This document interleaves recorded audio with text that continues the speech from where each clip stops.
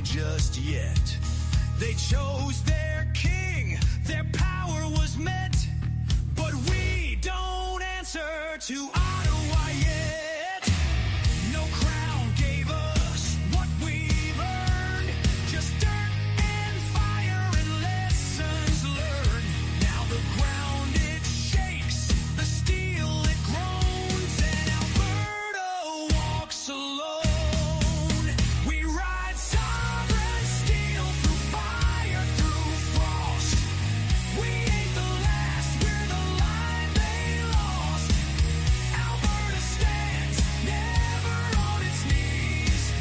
A nation born in the forge of the free.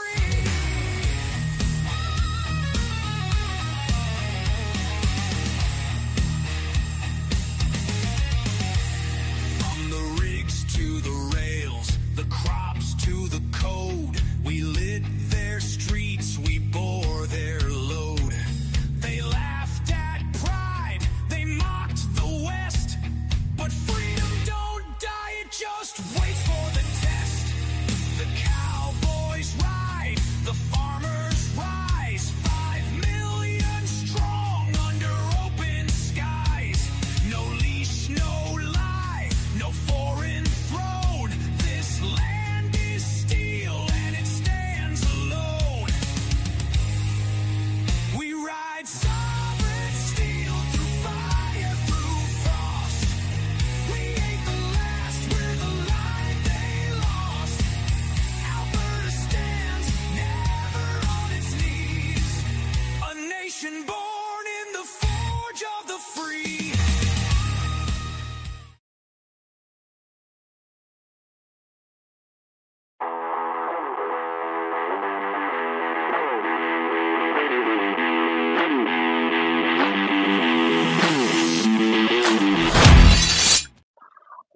Welcome. It's 7-Eleven Daily Summary with Rushol. I'm excited to have you here. Thank you so much for participating in the freedom of our nation. I am so grateful that you're here. If you are participating, if you're watching and hoping to make your world a better place, make sure to share this out there. Get some more information out to your friends, your families.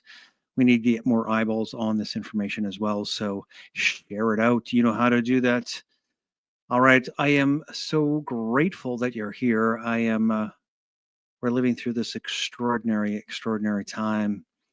And without you, obviously I would be speaking to nobody, and it would be, boring and not fun. And I'd be standing here speaking to the wall, but I'm grateful that you're here. So let's make sure that we get this out to more people. I have a very exciting guest coming on. We're going to be talking about one of my favorite subjects, and probably one of yours if you're following me, is we're going to talk about beef and beef prices. I've got Tim Hoven from Hoven Farms, and we're going to get into what the heck is going on. Where's the beef? Where is the beef? We're going to talk about beef prices and how we got here. And Tim can fill in a bit on what my thoughts and my comments are. But we're going to get into a great conversation. I'm grateful that you are here, and I'm so thankful that we are living in this time. I also I want to thank I want to thank God, first of all, for putting me in this situation and using me the way that I'm supposed to be used. I also want to thank my friends, my family, and the people that have really shaped Unscrew the News and Rushol at this point, and what this, I guess, broadcast has now become. Started out as a project to document the stories of what we were living through in the last 5 years. Anyway, we're going to unscrew some news here, but I just want to say thank you. I want to say thank you to local businesses like Hoven Farms. I use them as well for my family, and they provide fantastic beef. We are so grateful for their product and their family farm. Anyway, we'll get into that. We'll talk about Hoven Farms in a bit, but one of the other local businesses I love to support is nuggetstacker.com. And I am not your investment advisor, but I do suggest holding gold and silver. In case you haven't noticed, Tim and I are probably both smiling ear to ear because of the price of silver today.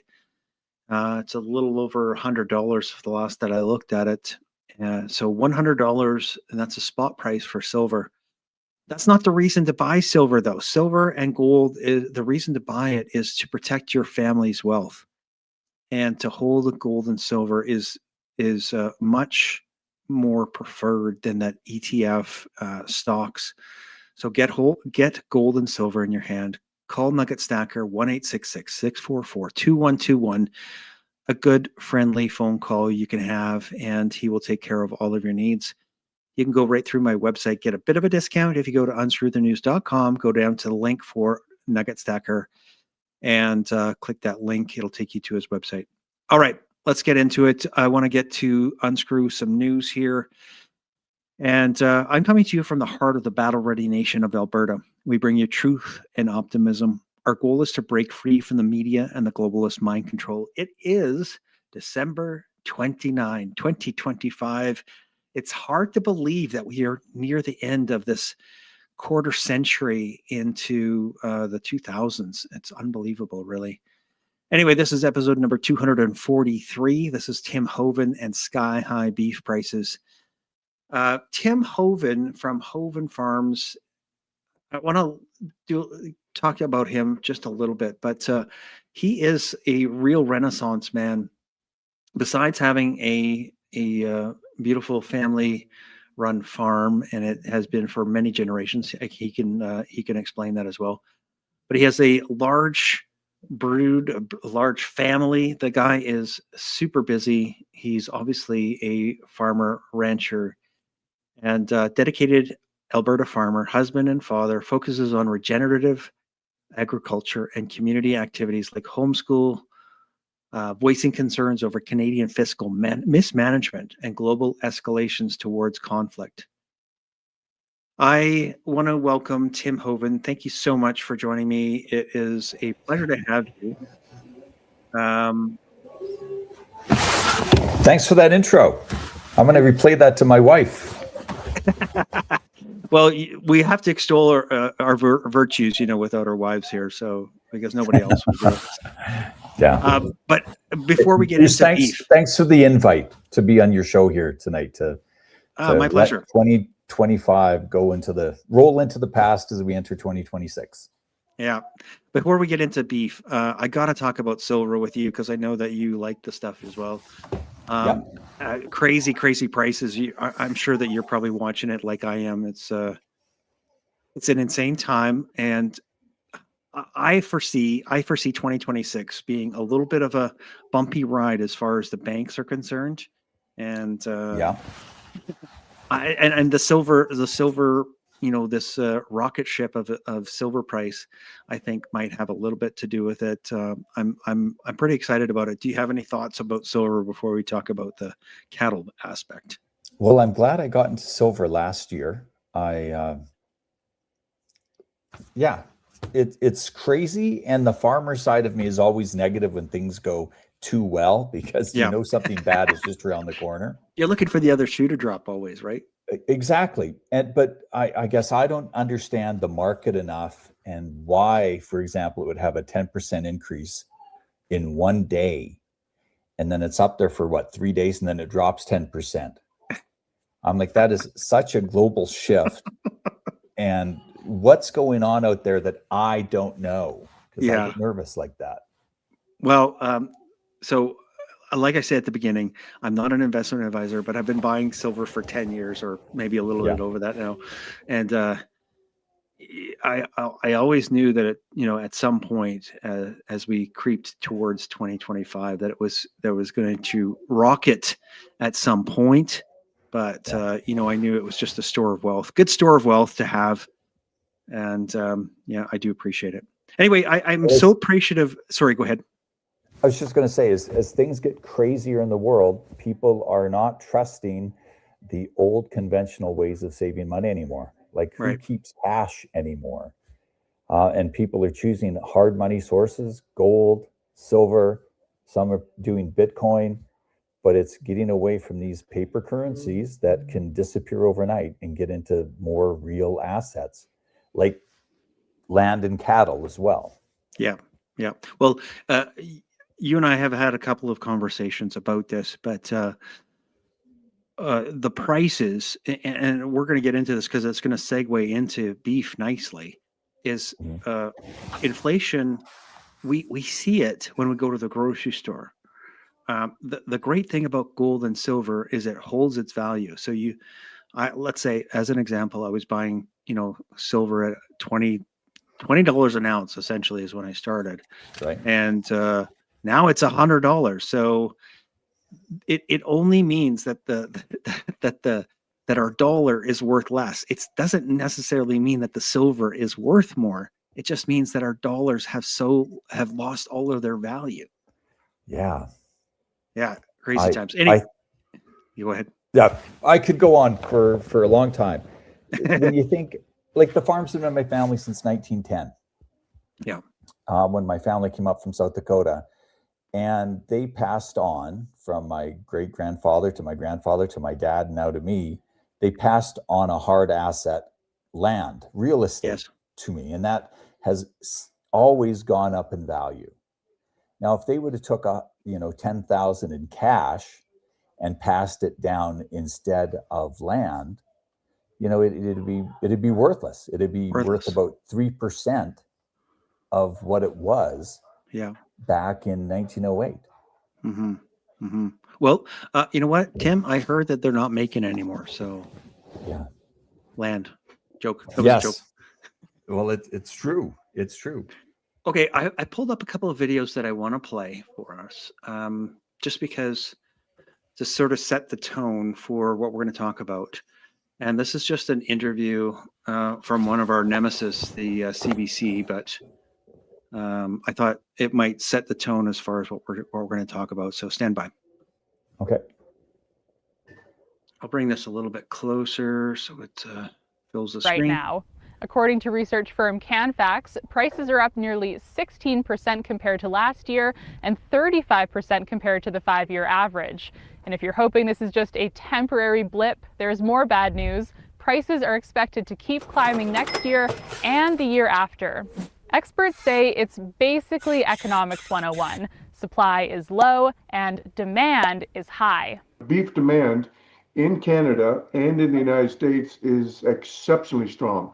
The reason beef is so expensive right now is because of factors that have been building for years. About 5 years ago, drought started scorching the prairies, forcing ranchers to make tough decisions. 25% to half of our cow herd is just going to disappear with the drought that we're in and the feed scenario that we're in. Not enough rain means not enough food for cattle to graze, and buying feed is also more expensive. What do you have to? Did you hear that? Okay, Tim. Yes, I did. First of all, just trying to take notes. The one thing I disagree with is the drought hasn't been 5 years; it's been 10 years here in Alberta. So, Alberta. If you look at, I have a friend who studies tree rings, and so he's gone back a couple hundred years with tree rings in Alberta.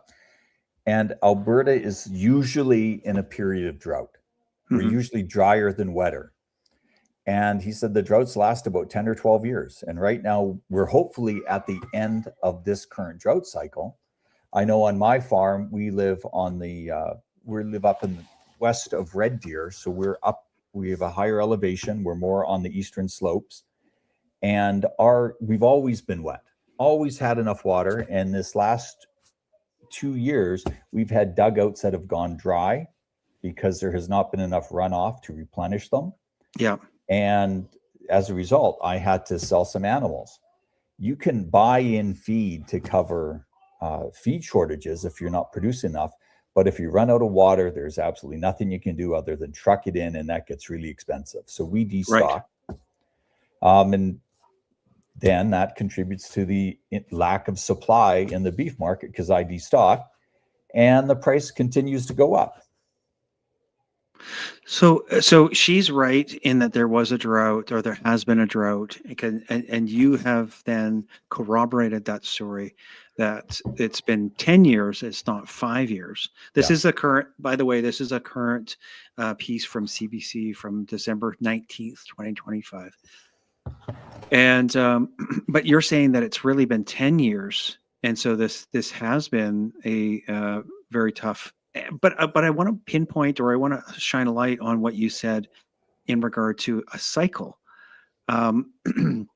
because the climate alarmists, the ones with their hair on fire, that the world is burning, continue to say that we're all going to die. The world's going to burn up, and Greta's our god. We have to pray to Greta, the god, that we don't all perish in this earth fire.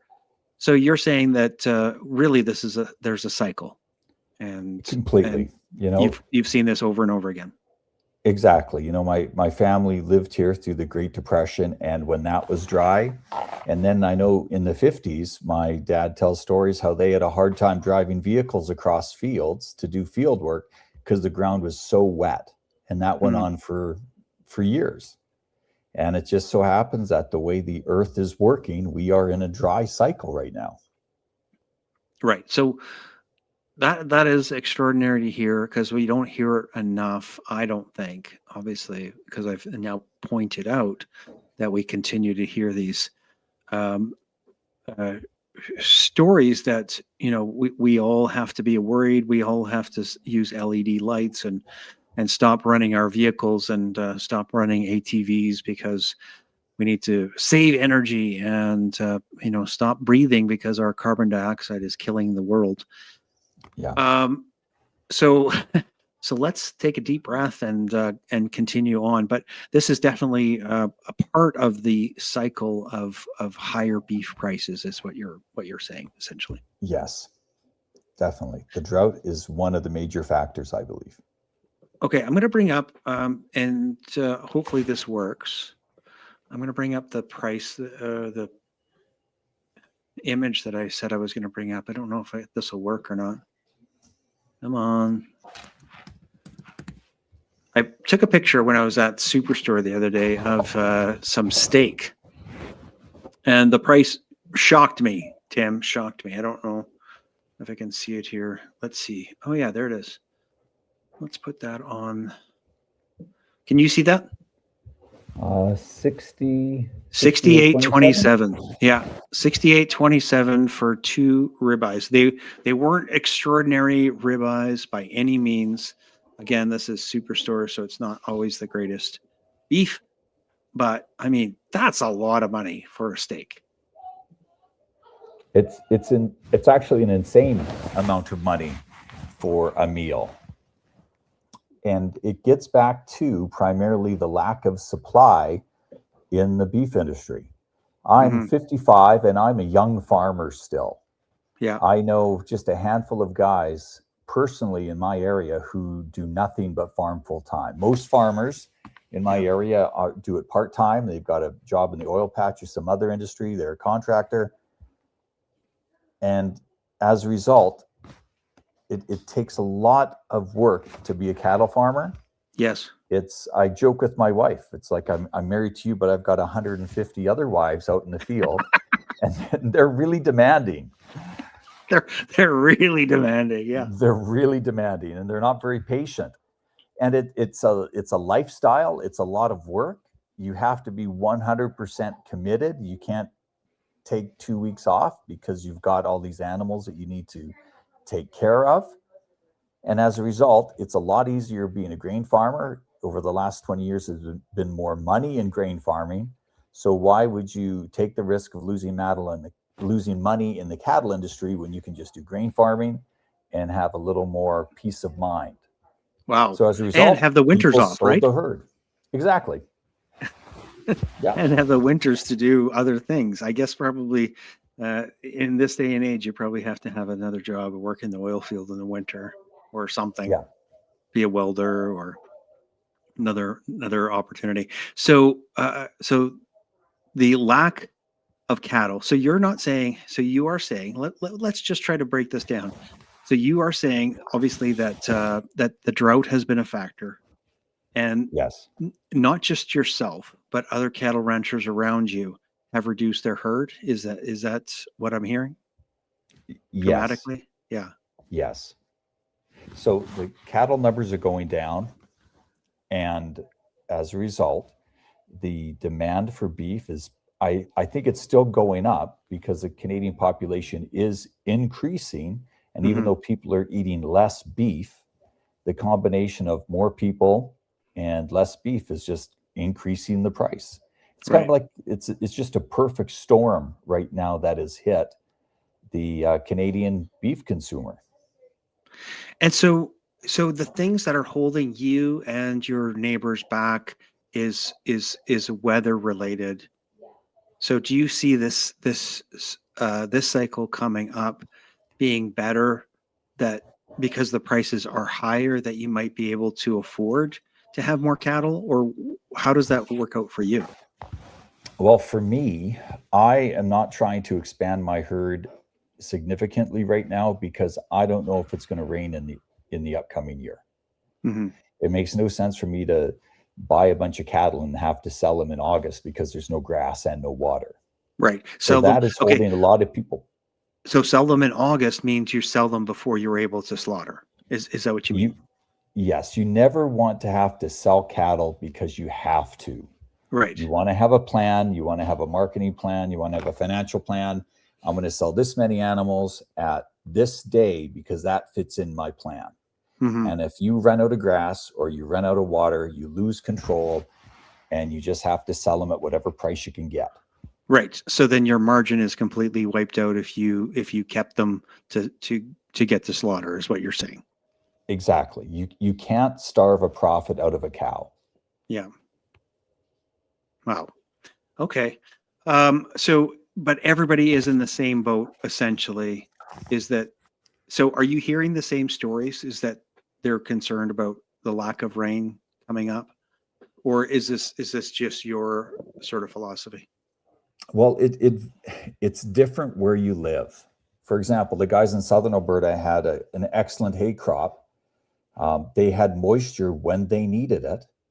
So they had a lot of hay. Normally, a lot of the hay grown in my area goes to southern Alberta. But southern Alberta had rain at the right time. But Grand Prairie area got no rain. So a lot of the hay here is going up north now.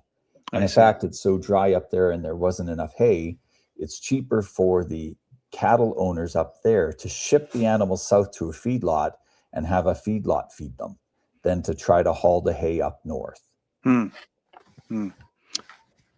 Okay. Interesting. I want to play another video. First of all, I'm just going to show this one right here. Your website. Let me just show it here. Come on. Before presenting other media streams. Okay, remove. There we are. Just want to bring this up, obviously, for people to understand. So Hoven Farms, organic grass finished beef.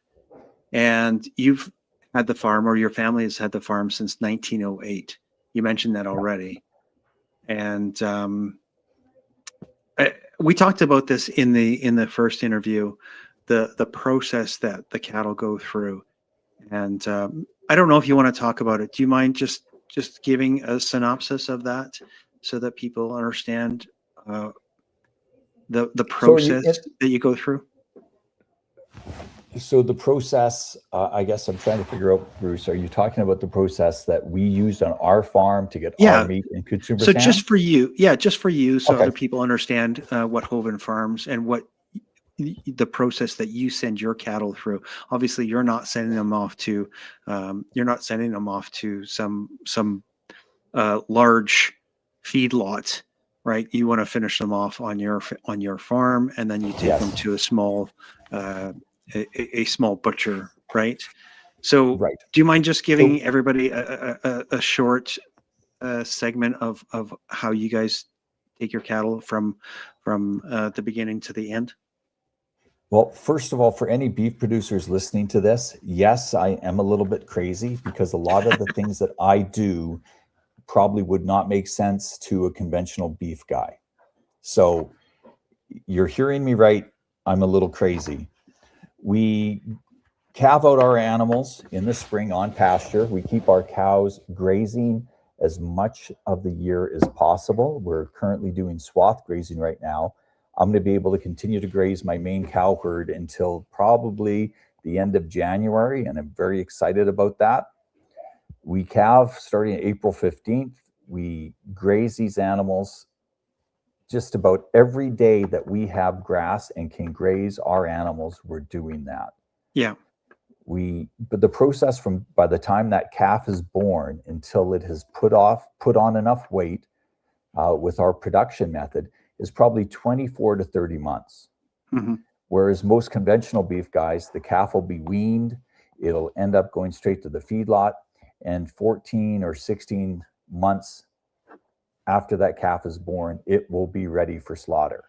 Mm. But because we do not feed grain in our finishing ration, they only receive grass and other forages, it is just a much slower process. Right. So you're saying that you're taking 24 to 30 months, and they're talking about having that at least 16 months. Oh yeah. If you put the perfect ration into a beef cow with the perfect conditions, they will put on 3 pounds a day, every day. Doesn't matter if it's summer, doesn't matter if it's 40 below. Yeah. But on my operation, when it's 40 below and they're only eating forages, they're not putting on a lot of weight. So Right. it just slows down that whole production cycle. And it only makes sense from a business perspective if I can find customers who want to have that grass finished product, and it's worth them paying a little bit more to get that product they want. You mean like me? Yes. Because and like a few hundred other people. I'm waiting to get onto the list here, but I'm looking forward to having some of these beautiful steaks from you and your family and your wonderful ladies out in the field there. Yes. So Tim, I'm just going to show this other video, and this is an interview with I think his name is Sylvain Charlebois. He's the food professor, and this is Brian Lilly, and they're just talking about food. They're talking about beef prices. So if you don't mind, and I'll bring this up. Where is it? There it is. Stand by.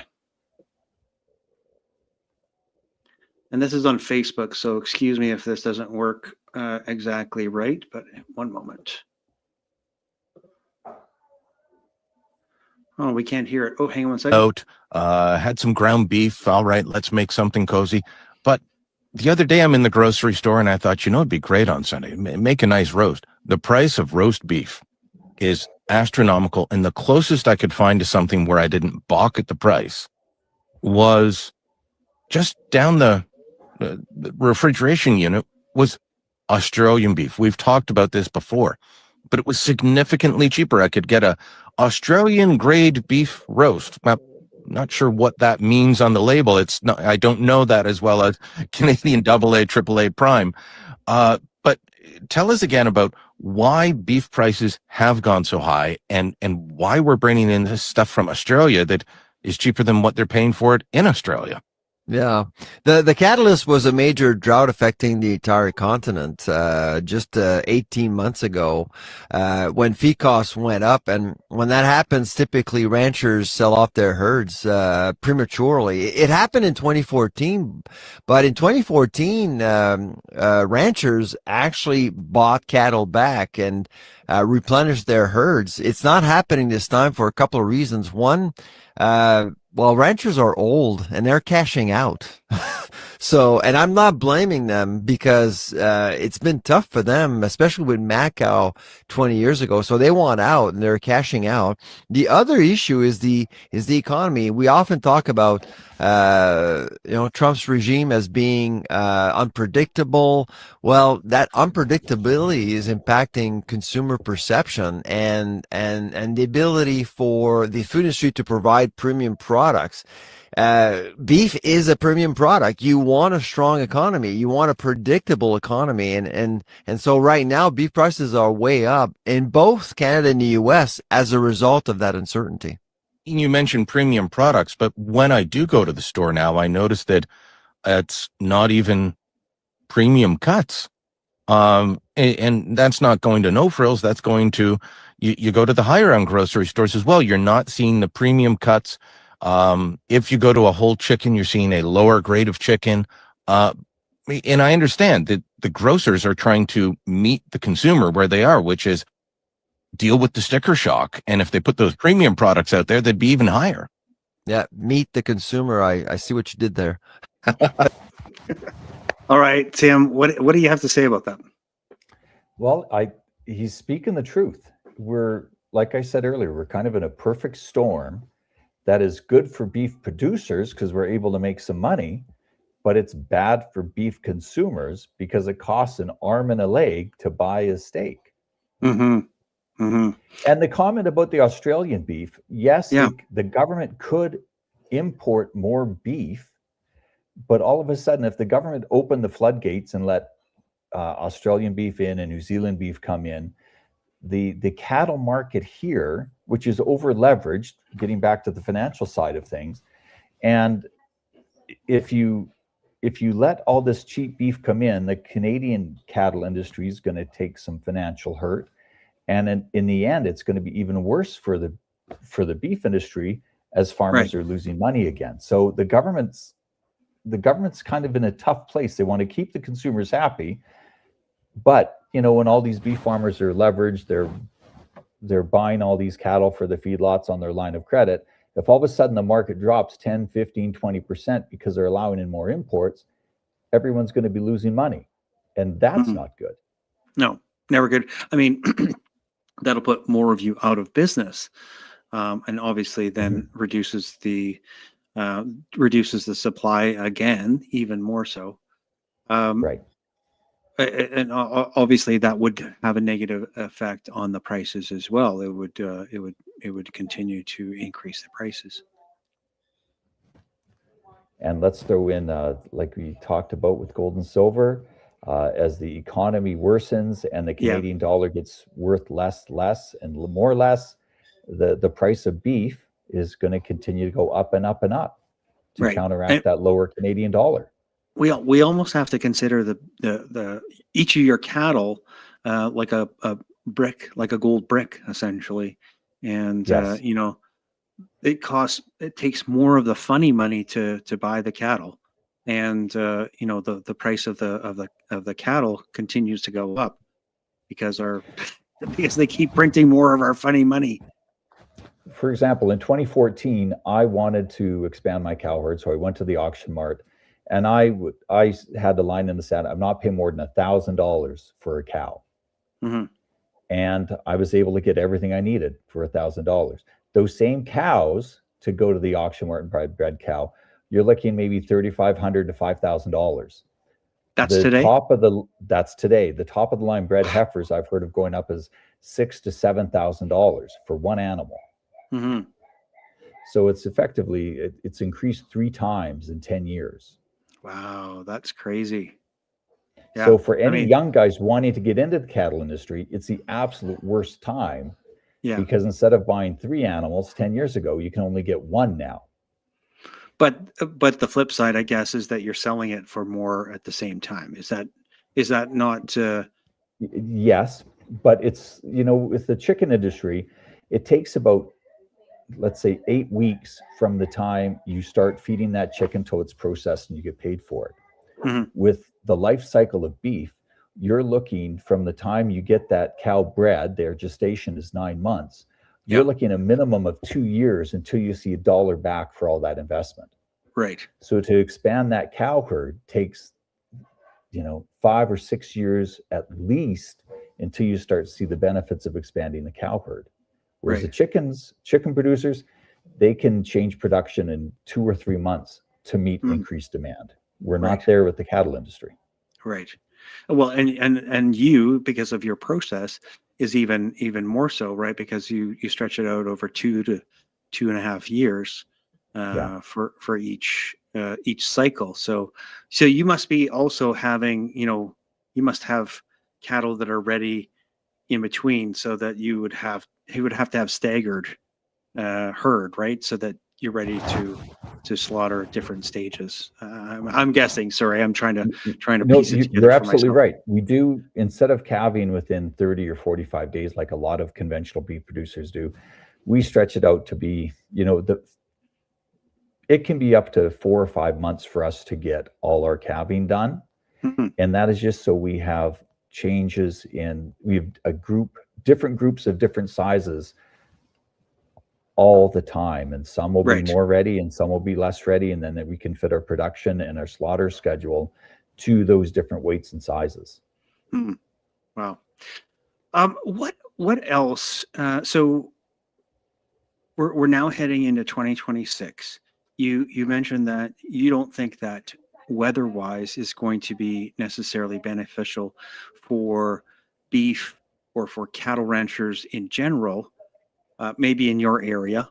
So what do consumers have to look forward to? Do you think that the prices are going to continue to go up for maybe the next year? And then what else can we look for, or what else can we do about this? Well, I don't want to say you can buy beef and chicken because that would just be the wrong thing for a beef producer to say. But because of the market conditions, Yeah. from farmers aging out to the drought to having um, to the limiting in the number of imports, the beef price is probably not going to go down Yeah. for a year or two at least. And that's probably what you had seen in other cycles. Is that right? What you may have seen in other drought cycles where it doesn't go down Um, for a few years? I don't know if it's comparable because we're seeing a bunch of other things happen at the same time I that see. Yeah. make this price even higher. I It's kind see. of like it's a super cell of a storm right now. But you're not suggesting anybody to go to eat bugs, are you, Tim? No, do not eat bugs. Listen, stop buying at Starbucks. Turn off your Netflix. You can buy better food for you and your wife and your kids. That is way more essential than a lot of the things that we think are super important. Yeah. Yeah. I completely agree with you. All right. Now, as far as making a plan for consumers in the next year, I know that we talked about it. You're saying that the prices are probably not going to go down. Um,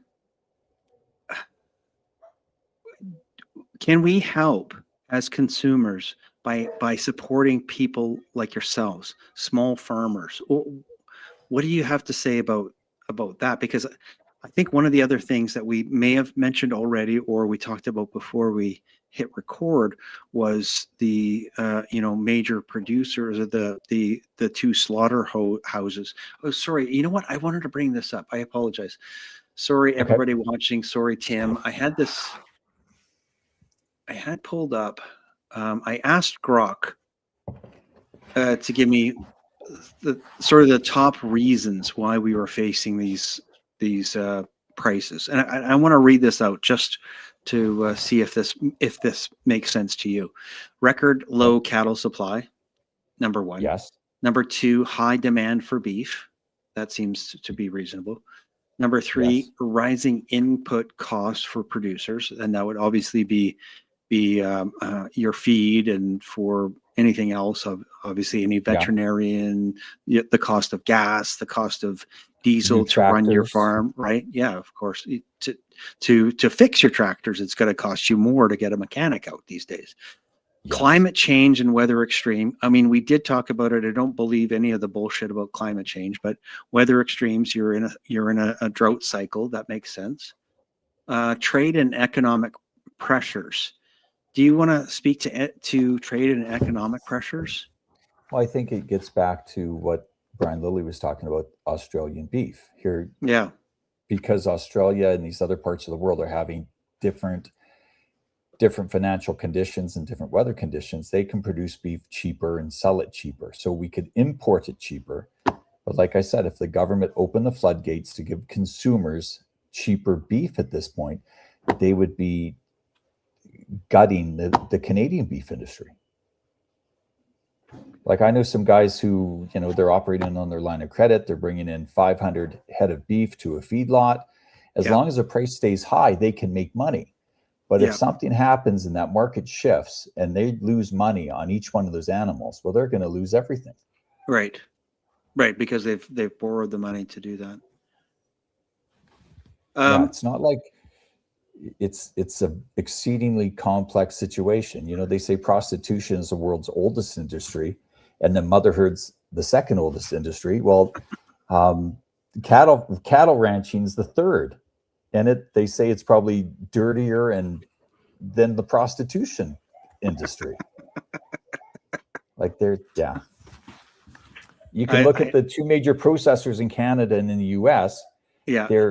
In the US, they're literally breaking federal law, federal competition laws.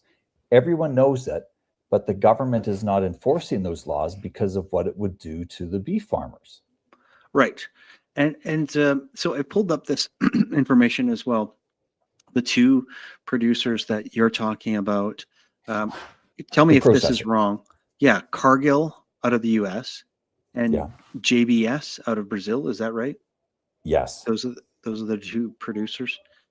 Yes. And let me see here. I just asked Grok also to say to ask, does the fact that there's two foreign meat packers have anything to do with high beef prices? Structure of Canada's beef packing industry. So Canada's beef processing is highly concentrated. Only two companies operate the three largest plants: Cargill High River in Alberta, Guelph, Ontario, and JBS in Brooks, Alberta. These facilities process over 90 to 95% of Canada's federally inspected beef, nearly all exports. This creates an oligopoly where a small number of firms control the market. Both companies are foreign-owned multinationals, matching the two foreign meat packers description. Anyway, that has got to have a factor. So I think I asked you before, will supporting smaller producers like yourselves, will that help to offset? Will it help in the future if we support smaller ranchers like yourself? Well, 100%. What we need as a community is 1,000 small beef producers growing beef for 100 families each. Yeah. The consumers will be getting a much better quality of food. They will know their farmer. They can support farmers who do production methods that these people support wholeheartedly. Yeah. And that would be much better. In the short term, the problem we're facing is direct marketing is a tremendous amount of work, right? It's easier just to put the animals in the stock trailer, drive them to the auction mart, and be done with it. Sure. But to take those animals to finishing weight, exactly. Take them to market weight, the processing, the marketing, the delivery, all the extra time, it's easier just to take them to the auction mart and sell them at a higher price that we're getting with the world prices right now. Yeah. So many of these small direct marketing producers are no longer doing it because they're content with the money they're making just selling them to the auction mart.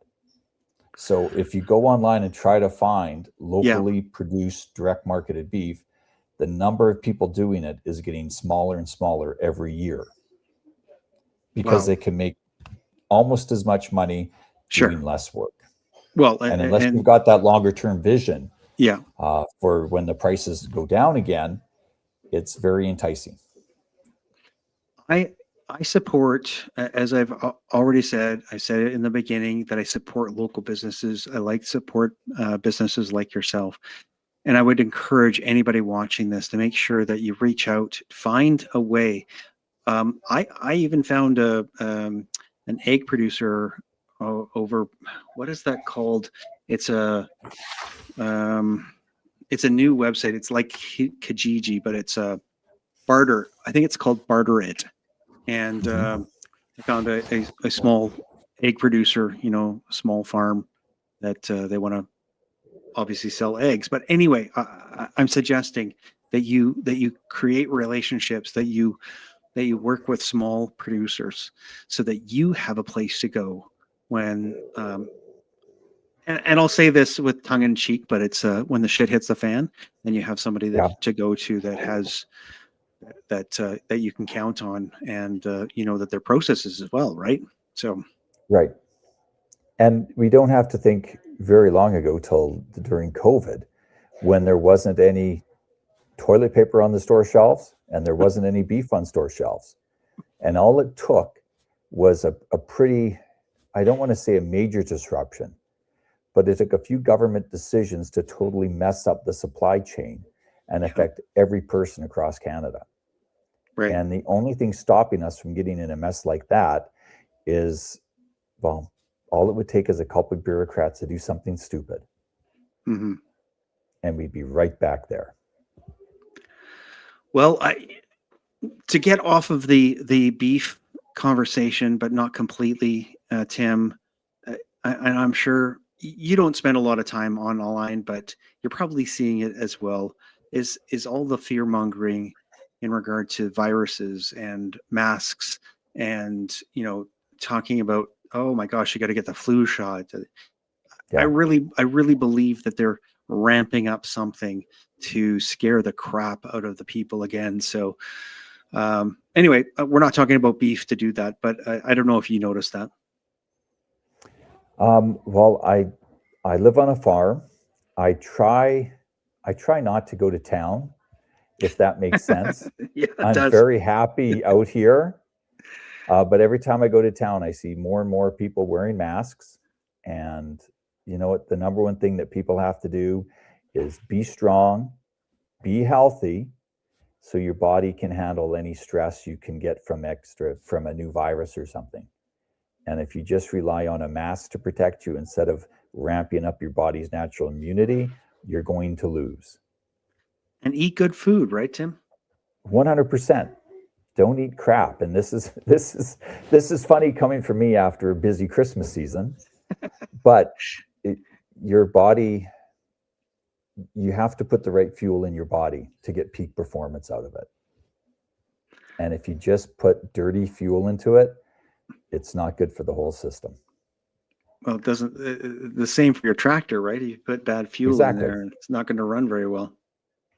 Yeah, it might run well for a while, but then the system is just going to break down, and it's just like our bodies. Yeah. Well, sir, was there anything else that you want to tell people in regard to cattle ranching, beef production, or anything else that you want to just put out there as sort of a last message? I think I'll repeat something I said earlier in what you said. Find a local producer who grows your food the way you want it to be grown, and then support them. That's the number one thing you can do to change the system. And take the government out of the supply chain partially, right? I mean, right. We can't take them out of it completely, maybe one day, but we certainly have to. And we saw that. You and I, and probably a lot of our viewers, they've seen what happens during those icky times they called COVID, where Yes. they shut you out of the grocery store, or they shut you out of being able to go to and do certain things. And to me, it got a bit scary. And I think we learned a lesson from seeing what happened there. So, well, I hope we learned a lesson. Some of us did. Yeah. Not everybody, but Tim, I appreciate you being here. It is such a pleasure to have you on again. And I hope that we've covered a bit of the mystery around the beef prices and how that works. And I look forward to talking to you again in 2026. Okay. And Happy New Year. Happy New Year to you, Tim. If you don't mind, I'm just going to say goodbye to the audience. So we'll do 10 seconds after. We'll catch up. Is that okay with you? That's fine.